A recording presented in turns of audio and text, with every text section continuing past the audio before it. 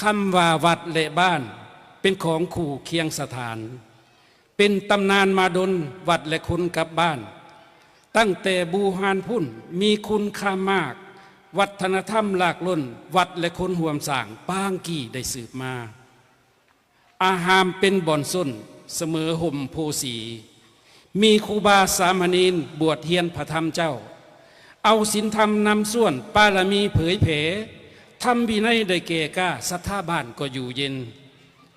วัดยังเป็นบ่อนเต้าเข้าคืนโฮมงานยามวันบุญวันศีลห่วมกินซานสางพระบวางคองให้วินัยสูงศูนย์เสื่อมศาสนาก็จริงเหลื่อมเจริญบ้านคู่สถานดังนั้นอย่าให้วัดและบ้านหันภาคพลอยผัดคัดวินัยศีลธรรมสิกรรมมองคลองเข้าอุปสกให้เป็นเจ้าศรัทธาเฮาอย่าป่าปล่อยเศร้าคำค่อยเรียบใต้อย่าใกล้ล่าวัดสีมองพระต้องเข่งขัดเข่าวินัยเก่าทางสงฆ์ปงตัณหาโลภะกิเลสล่ามล้นใหม่ถือวินัยสงฆ์มั่นขันติธรรมนำสว่างเป็นหนทางซอยให้จิตใจเกี้ยงผ่องสีมีวัดมีหมู่บ้านกินทานมวลส่วนประสาน